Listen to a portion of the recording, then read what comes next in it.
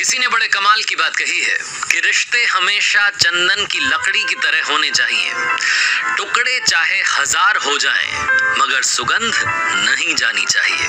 कहानी एक वकील साहब ने सुनाई और वकील साहब कहते हैं कि एक दिन मैं अपने चैम्बर में बैठा हुआ था, कुछ काम कर रहा था, तभी अचानक से एक आदमी पहुंचा, बड़े गुस्से में था, दंदनाता सा अंदर आ गया, गेट खोल दिया, हाथों में कागजों का बंडल था, सारे कागज ला करके मेरी टेबल पर पटक दिए और गुस्से में कहने लगा कि वकील साहब मुझे मेरे एक फ्लैट पर स्टे दिलवा दीजिए। मैंने कहा आपको अपने एक फ्लैट पर स्टे चाहिए, मुझे तो कहानी समझ में नहीं आई। आप बैठिए, आराम से बैठिए, सारी बातें समझेंगे, शांति से बैठिए। एसी थोड़ा और मैंने उनके लिए अच्छा टेम्परेचर कर दिया, ठंडक हो जाए, ताकि वहाँ अपने ऑफिस बॉय को बुलाया, कहा कि ठंडा पानी ला करके पिलाओ, बढ़िया सा शरबत बनाओ। भाई साहब बहुत गुस्से में।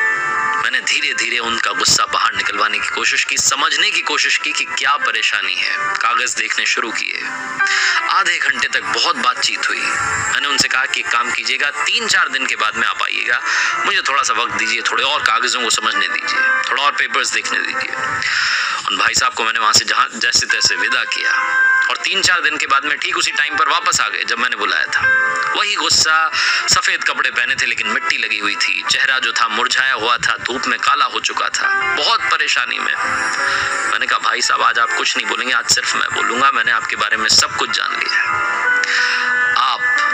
आपका छोटा भाई और आपकी बहन, माँ बाप आपके बचपन में ही गुजर गए, उसके बाद में पूरे परिवार का खर्चा आपने चलाया, अपनी बहन को अच्छा पढ़ाया लिखाया, उसके बाद उसकी शादी करवा दी। छोटे भाई के लिए तो आपने जी जान एक कर दी, मतलब अपनी हर सांस उसके नाम कर दी। आपने अपने छोटे भाई की पढ़ाई के लिए खुद की पढ़ाई को छोड़ दिया, 9वीं पास की, उसके बाद में खेतों में काम करने में लग गए, दिहाड़ी करते रहे, इधर उधर से काम करके पैसा इकट्ठा किया और अपने भाई की पढ़ाई के लिए पैसा जोड़ते चले गए। भाई ने कहा कि भाई साहब मुझे तो इंजीनियर बनना है। वो इंजीनियरिंग की पढ़ाई के लिए आपने जितना पैसा इकट्ठा हो सकता था, जितनी मेहनत हो सकती थी, वो सब करी। आपने किस्सा मुझे सुनाया था कि जब भाई छोटा था तो एक दिन बैल ने उसके पीठ में सींग घुसा दिया था, कमर से खून निकलने लगा था। आप उसे कंधों पर लेकर के 5 किलोमीटर दूर, क्योंकि गांव में कोई अस्पताल नहीं था, वहां पहुंचे थे। और आपने तो मुझे ये तक बताया कि जब वो थोड़ा बड़ा हुआ तो उसे किडनी की समस्या हो गई। डॉक्टर्स ने कहा कि किडनी चाहिए, आपने अपनी किडनी उसके लिए दान कर दिया। आपने कहा भाई तू अफसर बन, मैं तो गांव में रह करके खेती कर लूंगा।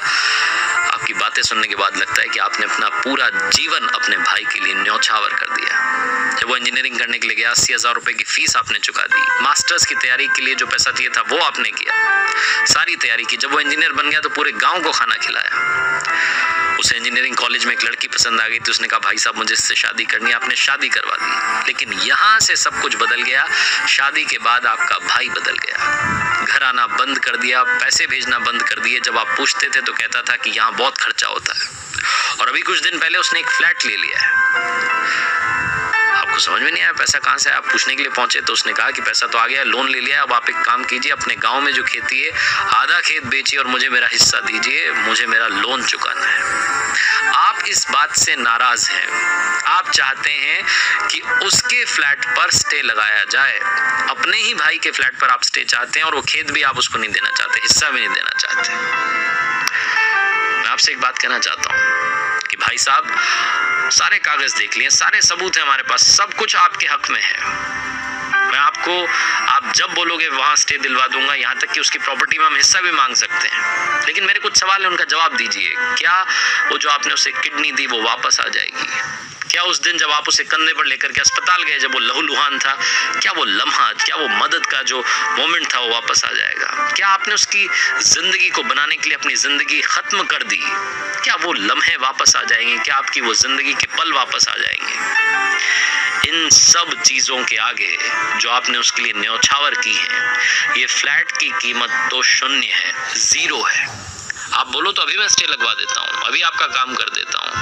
लेकिन भाई साहब मैं आपसे सिर्फ ये कहना चाहता हूँ कि कोर्ट कचहरी के चक्कर में मत पड़िए। आपका भाई गलत रास्ते पर चला गया, आप उस रास्ते पर मत जाइए। भाई सोच से भिखारी निकला लेकिन आप दिलदार थे, दिलदार रहिए। अपना हाथ हमेशा आपने ऊपर रखा, ऊपर रखिए। कोर्ट कचहरी के चक्कर में मत पड़िए, घर जाइए, अपने बच्चों को पढ़ाइए लिखाइए, उन्हें मजबूत बनाइए। आपका भाई पढ़ाई लिखाई करने के बाद में बिगड़ गया, जरूरी थोड़ा ना कि आपके बच्चे भी बिगड़ जाएंगे। मैं ये सब बोल रहा था, उनकी आंखों में आंसू दिख रहे थे लेकिन रोए नहीं। हिम्मत हिम्मत रखी, रोए नहीं, उनकी रुलाई फूट रही थी, लेकिन चुपचाप वहां से नमस्कार करके चले गए। मुझे लगा कि हो सकता है अब दूसरे वकील के पास जाएंगे, कहेंगे कि ये वकील फालतू का ज्ञान दे रहा था। बहुत टाइम बीत गया। कल अचानक से वही व्यक्ति वापस आया हो, उसके साथ में एक लड़का था, हाथ में मिठाई का पैकेट था, और आकर के जैसे ही वो अंदर आए तो मैं पहचान गया। मैंने कहा अरे भाई साहब आइए बैठिए, सफेदी झलक रही थी। मैंने कहा बहुत सालों बाद आना हुआ, बैठिए तो सही। उसने कहा बैठने नहीं आए साहब, वकील साहब आज तो मिठाई खिलाने आए। ये मेरा बच्चा है, डॉक्टर बन गया है और गाँव में एक अस्पताल खोल दिया है, बहुत खुश हूँ आज। आपने उस दिन कहा था कोर्ट कचहरी के चक्कर में मत पड़ना, बच्चों की पढ़ाई लिखाई में लग जाना। इनकी पढ़ाई लिखाई करवाई, अपने भाई के पीछे, वो बदला लेने के पीछे मैंने अपनी जिंदगी नहीं लगाई, अपने बच्चों की जिंदगी संवारने में जिंदगी लगा दी, और बच्चों ने आज मुझे सही साबित करके दिखाया। मुझसे ज्यादा आपको सही साबित करके दिखाया, इसलिए सबसे पहले आपको मिठाई खिलाने आया हूँ।